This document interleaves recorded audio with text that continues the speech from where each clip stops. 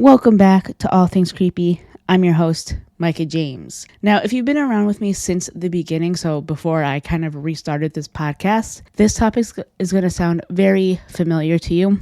I'm covering the topic of curses. This week I'm only covering 6 of them, but there are a lot of things that are cursed. I mean, this isn't even my first cursed episode of this iteration of my podcast, so I can even do more of these in the future. There's even like certain curses that you can place on, people who have wronged you that I might go into at a later episode. With this episode, I'm basically going to cover 6 different curses and give possible explanations as to, why curses might not be real. I just want to give you guys the information and possible logical explanations.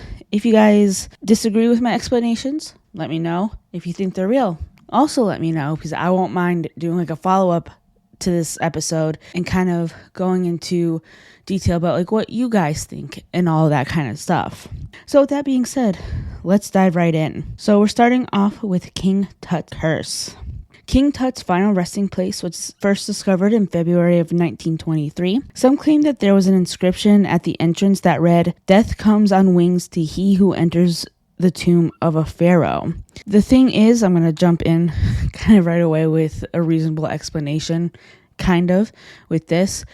A lot of tombs appear to have maybe not this exact inscription, but inscriptions like it. So a lot of people believe that a lot of tombs were cursed in Egypt. Now, let's get into the reason why people think that King Tut's tomb specifically is cursed. Just 2 months after the discovery of the tomb, the team's sponsor died from a bacterial infection. Others connected to the expedition died through the years as well. However, like I said, there are some reasonable explanations. The sponsor isn't the only one who died from something bacterial.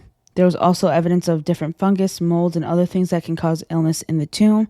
After all, this was the burial site for someone who's been dead for thousands of years. On top of that, there were some who also died in unrelated events like cancer, car accidents, things like that, and that kind of stuff unfortunately just kind of happens. And doesn't necessarily have to be connected to a curse of any kind, just bad luck. We're going to continue on with the theme of tombs and talk about the Polish king's tomb. Before we really dive into this, I tried to look up the actual pronunciation of this king. After I tried to pronounce it the first time, I'm just going to call him the Polish king after that. 1973 came with another cursed tomb. A group of archaeologists found Polish king Casimir IV Jagiellon in Krakow. Like I said, from here on out, I'm just going to be calling him the Polish king. With King Tut's discovery just 50 years prior with the finding of many other Egyptian tombs, curses were still on the forefront of people's minds. So the archaeologists had joked that they would be cursed upon opening the Polish king's tomb. Soon after the opening, people connected to the excavation started dying.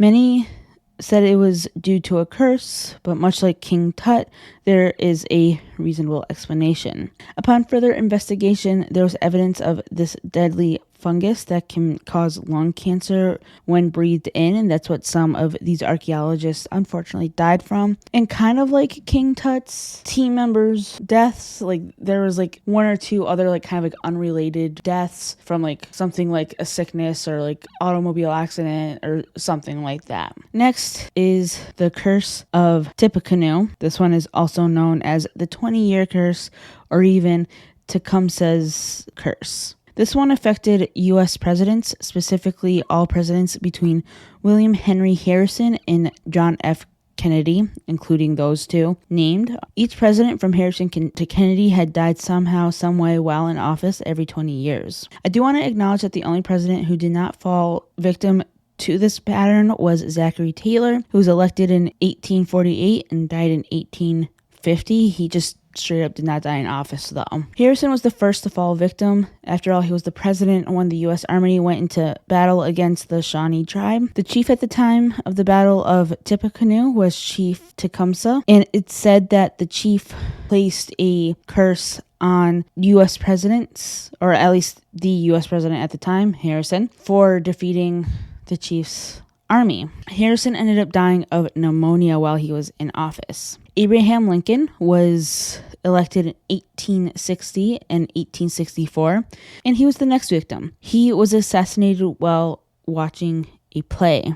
Then came James Garfield, who was elected in 1880. He was assassinated while he was on his way to a Williams College reunion. The next victim was William McKinley, who was elected in 1900. He was shot twice at point-blank range while in line at the Pan American Exposition. After that was Warren G. Harding, who was elected in 1920. He got sick while on a cross-country tour. It's said that he died of a heart attack, but there was no official autopsy conducted.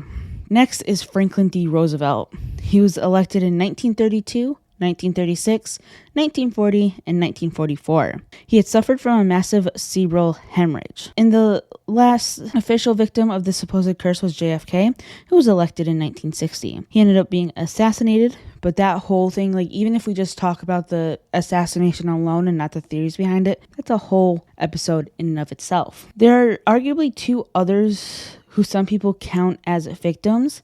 There's Ronald Reagan, who was elected in 1980, and George W. Bush, elected in 2000. They both had assassination attempts, but neither died while in office. In fact, Bush is still alive and kicking. And Reagan did die, but like I said, he wasn't in office by the time he died. And like kind of like the reasonable explanation on this side is like, well, people get sick for like the presidents who got sick in office and died while in office.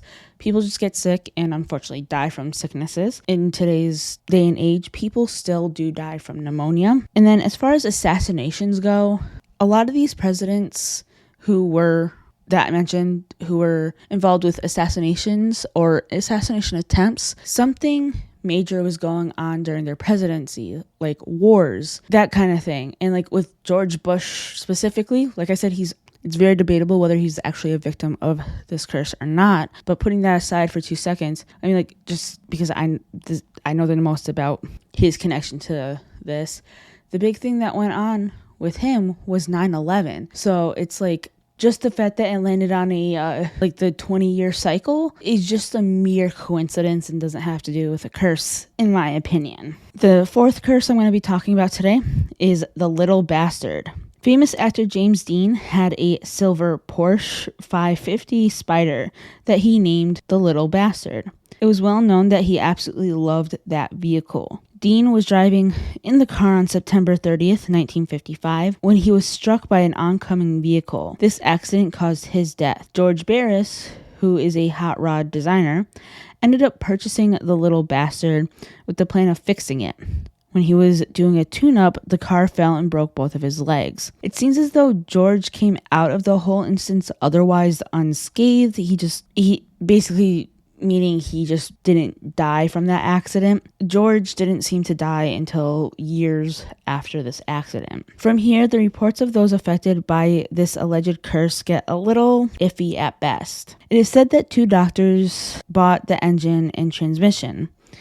They were then in car accidents that then killed or seriously injured them, but there's no proof that these instances happened in the car that had Little Bastard's parts. Another person had purchased the tires, which ended up blowing simultaneously and sent the person to the hospital. Now, the kind of like logical explanation to this is like, assuming that the whole thing is true, is that like, okay, so with George Barris, maybe just, the lift malfunctioned, which sometimes happens with machinery. Maybe he just didn't like fasten it right. There's so many things that could have went wrong that have nothing to do with a curse.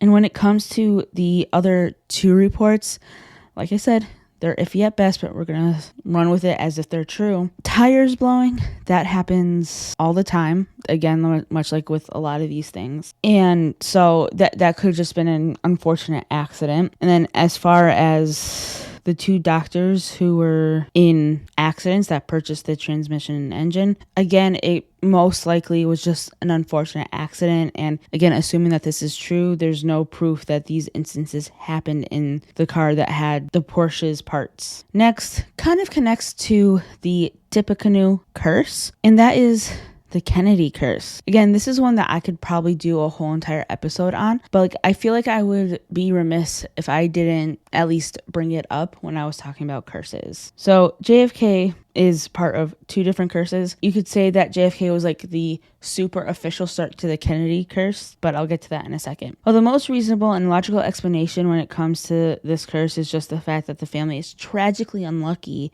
with the amount of deaths people see the family as being cursed. When I mentioned earlier that it kind of officially started with JFK, I mean, you could like kind of like argue that it officially started with JFK. The Kennedy curse technically started with JFK's brother and sister, Joseph Jr. and Kathleen. They both died in two separate plane crashes in 1944 and 1948, respectively. Now, part of the reason why I say that it kind of started with JFK specifically rather than his two siblings is because you can kind of explain away like, well, if it was just his two siblings, that's just a very unfortunate thing to have happened. But it continued on with JFK himself when, like mentioned earlier in this episode, he was assassinated in 1963. Robert followed just 5 years later and was also assassinated. Ted Kennedy was the lucky one, you could say. He survived two different accidents. The first one was a plane crash in 1964. Then in 1969, Ted was driving with his partner, Mary Jo